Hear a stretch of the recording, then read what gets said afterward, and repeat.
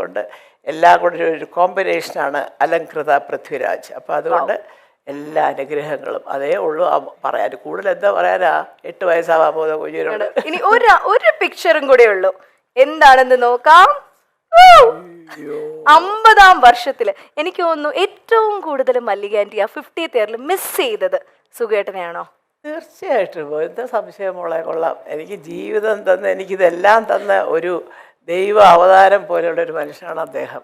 അദ്ദേഹം ഇല്ലാതെയൊക്കെ ഇതിങ്ങനെ കൊണ്ടുപോകുന്നത് ഒരുപാട് കാര്യങ്ങൾ ഞാൻ സഹിക്കുന്നുണ്ട്, പക്ഷേ അത് പുറത്ത് പറയുന്നില്ലെന്ന് മാത്രം. എനിക്കിങ്ങനെ ഒരു ജീവിതം കിട്ടുമെന്ന് സ്വപ്നത്തിൽ പോലും ഞാൻ വിചാരിച്ചല്ല. അതും ആ ഒരു കഷ്ടപ്പാടുമില്ലാതെ ജീവിതം മുമ്പോട്ട് കൊണ്ടുപോകാനായിട്ട് എല്ലാം തയ്യാറാക്കി വെച്ചിട്ട് കറക്റ്റായിട്ട് പോയ ഒരാളാണ് അദ്ദേഹം. ഇദ്ദേഹം ഇല്ലെങ്കിൽ ഇവരാരും ഇല്ല, എല്ലാം ബിഗ് സീറോയാണ് പിന്നെ. എന്നാലും എന്തായാലും ഒരു കാര്യം ഇപ്പൊ സുഖേട്ടൻ ഇത് കാണുന്നുണ്ട്.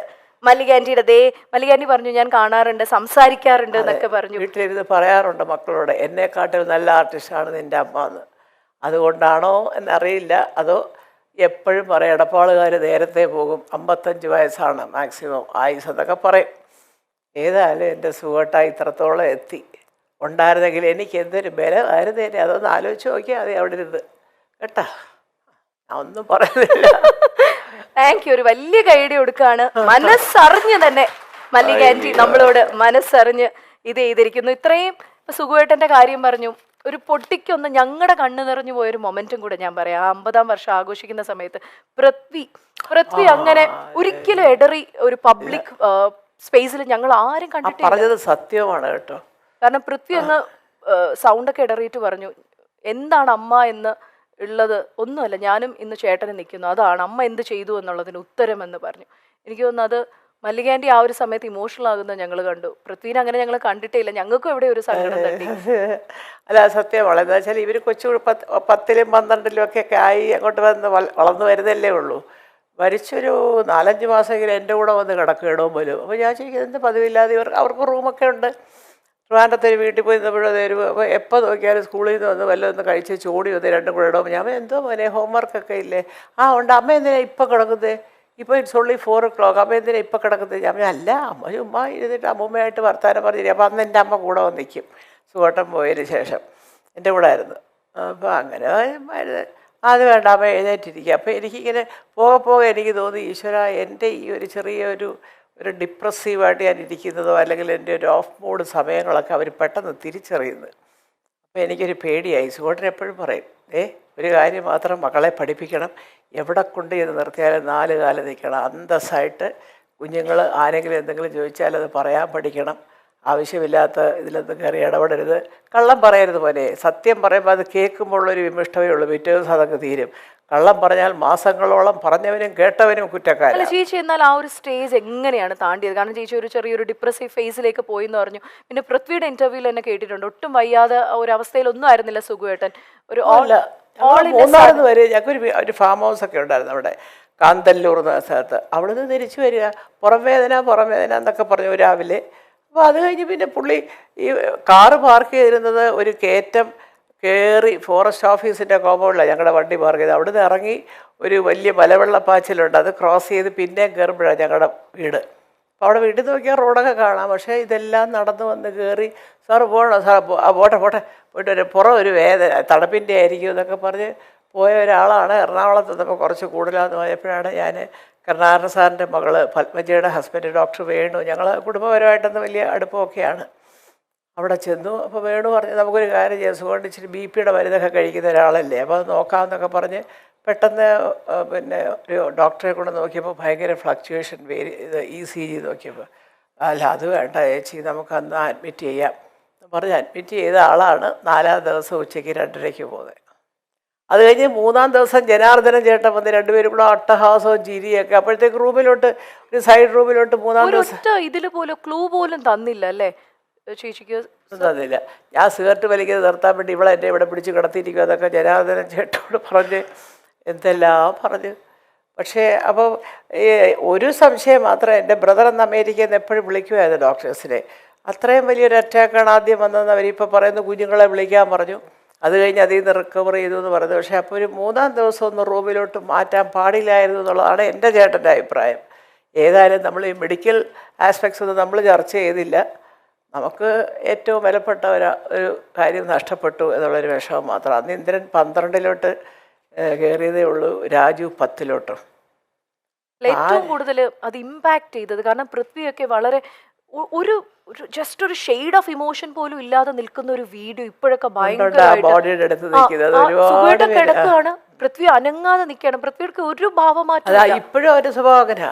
ഒരുപാട് ദുഃഖങ്ങൾ ഇങ്ങനെ ഉള്ളിലൊതുക്കും. അപ്പോൾ പലരും പറയും അതൊന്ന് മാറ്റണം, പൃഥ്വിയുടെ ഇന്ദ്രനെ പോലെ ഒന്ന് കരഞ്ഞാലും കുഴപ്പമില്ല, ഇങ്ങനെ ഉടക്കി പിടിച്ച് നിൽക്കരുത് എന്നൊക്കെ പറയാറൊക്കെ ഉണ്ട്. പക്ഷേ കുറച്ചൊക്കെ മാറിയിട്ടുണ്ടാകും. പിന്നെ അതൊരു പെട്ടെന്ന് കൊച്ചുകുട്ടികളല്ലേ, ഓർക്കാപ്പുറത്ത് ഇന്നലെ വരെ കൂടെ ഉണ്ടായിരുന്ന അച്ഛനങ്ങ് പോയി എന്നൊക്കെ പറയുമ്പോൾ അവർക്ക് ഉൾക്കൊള്ളാൻ ഒരു വലിയ പ്രയാസമായിരുന്നു.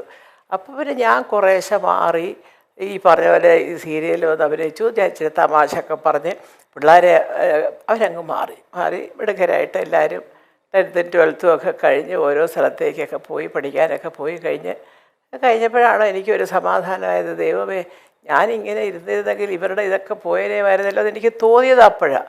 അതിനുശേഷം പിന്നെ ഞാൻ പിള്ളേരുടെ മുമ്പിൽ ഞാനൊരു മൂഡ് ഓഫ് അത് ചോദിക്കും, ഇപ്പോഴും ചോദിക്കും. ഞാനിവിടെ ഒന്നും മിണ്ടായിരുന്നാൽ മതി. ആദ്യം രാജുവും ചോദിക്കും, ഇതെന്നെ ചെയ്യും, മല്ലികാസുമാനൊന്നും മൂഡ് ശരിയല്ല എന്നൊക്കെ പറഞ്ഞുകൊണ്ടായിരിക്കും കയറി വരുന്നത്. പക്ഷേ അത് എൻ്റെ അടുത്തേ ഉള്ളൂ, എല്ലാവരും ഇരിക്കുമ്പോഴൊന്നും അങ്ങനെയൊന്നുമില്ല. പക്ഷേ ഇത് പറ്റിയമ്മേ എന്നൊക്കെ ചോദിക്കും. അത് അവർക്ക് കണ്ടാൽ മനസ്സിലാവും എന്തോ സംഭവം ഉണ്ടാക്കിയെന്നുള്ളത്. ഞാൻ പറയും ഒന്നുമില്ല പോലെ എന്ന് പറയും. അതുപോലെ എനിക്ക് ഏറ്റവും സുഖേട്ടനുള്ളതെന്ന് വെച്ചാൽ ലോകത്തിൻ്റെ ഏത് മൂലയിൽ കിടന്നാലും സുഖേട്ടൻ്റെ ആണ്ട് ബലിക്ക് 2 പേരും പറന്നെത്തും. ബലി ഇട്ടിട്ടേ പിന്നെ പോവുള്ളൂ. അതും അത് അച്ചട്ടായിട്ട് ആ ഒരു റിച്വൽ കറക്റ്റായിട്ട് തന്നെ അല്ലേ ഫോളോ ചെയ്ത് അതൊക്കെ ചെയ്തേക്കണം. അങ്ങനെയൊക്കെയുള്ള അമ്മ പറഞ്ഞാലനുസരിക്കുകയും അമ്മയ്ക്ക് ഒരു സങ്കടം വന്നാലും ഒപ്പം നിൽക്കുകയും ചെയ്ത 2 മക്കളെ കിട്ടിയതാണ് എൻ്റെ ഏറ്റവും വലിയ ധനം. അല്ലാതെ ഇപ്പോൾ വീടുണ്ട്, കാറുണ്ട്, അതൊക്കെ എന്തോ അതൊക്കെ എല്ലാവർക്കും ഉണ്ട് ഇപ്പോഴും. അതൊന്നും ഞാൻ അത്ര വലിയ കാര്യമായിട്ട് ഇനി എനിക്ക് അങ്ങനത്തെ ഒരു അത്യാഗ്രഹങ്ങളും ഇല്ല. എന്താണ് ശരിക്കും മല്ലിക ആൻറ്റി ഇതില് ഇന്ദ്രന്റെ ഫോട്ടോ എടുത്തപ്പോഴത്തേക്കും മല്ലിക ആൻറ്റി പറഞ്ഞൊരു കാര്യമുണ്ട്, എൻ്റെ കാലം കഴിഞ്ഞാലും ഇനി മല്ലിക ആൻറ്റീനെ മുന്നോട്ട് നയിക്കുന്നത് എന്താണ്? ഇനി മല്ലിക ആൻറ്റിക്ക് എന്തെങ്കിലും ഒരു ആഗ്രഹം ഉണ്ടോ ഇനി ചെയ്തു തീർന്നില്ല? ഇല്ല, എനിക്ക് അങ്ങനത്തെ ഒരു ആഗ്രഹങ്ങളും ഇല്ല. എൻ്റെ ആഗ്രഹം എന്താണെന്ന് വെച്ചാൽ നമ്മുടെ കാലം കഴിഞ്ഞാലും ഈശ്വരൻ, ഞാൻ ഈ ഭാര്യമാർക്കും പറഞ്ഞു കൊടുക്കുമ്പോൾ ഒരു കാരണവശാലും അവർ തമ്മിലുള്ള ഈ സ്നേഹം കുറയാനായിട്ട് ഒന്നും നിങ്ങൾ വേറെ കൊണ്ടില്ല. ചിലപ്പോൾ ഒരു പക്ഷേ ചേട്ടൻ കുറച്ച് കൂടുതൽ സ്നേഹം കാണിച്ചു തന്നിരിക്കുക അനിയനോട്, അനിയൻ ചിലപ്പോൾ എന്താ ഏട്ടാ പ്രശ്നം എന്ന് ചോദിച്ചു തരിക, അതിപ്പോൾ അവരുടെ കാര്യമല്ലേ വിട്ടേരെ എന്നൊരു നിലപാട് നിങ്ങൾ എടുക്കരുത്. അമ്മയോട് സ്നേഹമാണ്, അയ്യോ എന്താ അമ്മ അങ്ങനെ പറഞ്ഞാൽ അവർ 2 പേരും അതനുസരിക്കും കേട്ടോ. കാരണം ആ സ്നേഹം എന്നും നിലനിന്ന് പോകണം. കാരണം അത് 2 പേർക്കും അങ്ങോട്ടും ഇങ്ങോട്ടും ഒരു ബലമാണ്. അത് എപ്പോഴും അതെ. ഇന്ദ്രൻ എന്തെങ്കിലും പറയാൻ രാജുവിൻ്റെ അടുത്ത് ചോദിക്കും, ചിലപ്പം രാജു അതുപോലെ ഇന്ദ്രനുമായിട്ട് ഡിസ്കസ് ചെയ്യാൻ എന്നോട് പോലും പിന്നെ പറയത്തുള്ളൂ. ഇവര് തമ്മിൽ തല്ലോ അങ്ങനത്തെ പ്രശ്നമൊന്നും ഇല്ല. കൊച്ചിലെ ഉണ്ടായിരുന്നു തല്ല, 1-ാം തരം തല്ലുണ്ടായിരുന്നു. അല്ല പൃഥ്വി ഇന്ദ്രനെയാ. കൊച്ചിലെ അവൻ കുഞ്ഞാൽ 3 വയസ്സിന്റെ വ്യത്യാസമുണ്ട് ഇവര് തമ്മിൽ, 2-3-2.25 വിശ്വസിക്കാനേ പറ്റുന്നില്ല. കാരണം പൃഥ്വി വളരെ സൈലന്റ് ആയിട്ടേ നമ്മൾ കണ്ടിട്ടുള്ളൂ. അല്ലല്ല അങ്ങനെയല്ല, അവന്റെ കളിപ്പാട്ട ഇന്ദ്രനെ എടുക്കാൻ പാടില്ല. അതേസമയം ഇന്ദ്രന്റെ കളിപ്പാട്ടം അവരെടുത്തോണ്ട് ഇന്ദ്രൻ്റെ ഒരു ട്രാക്ടർ ഉണ്ടായിരുന്നു, അത് കുറച്ച് കഴിയുമ്പോൾ അത് പൃഥ്വി ഓടിക്കലായി. അത് കഴിഞ്ഞ് ഇന്ദ്രന് കൊടുക്കത്തില്ല.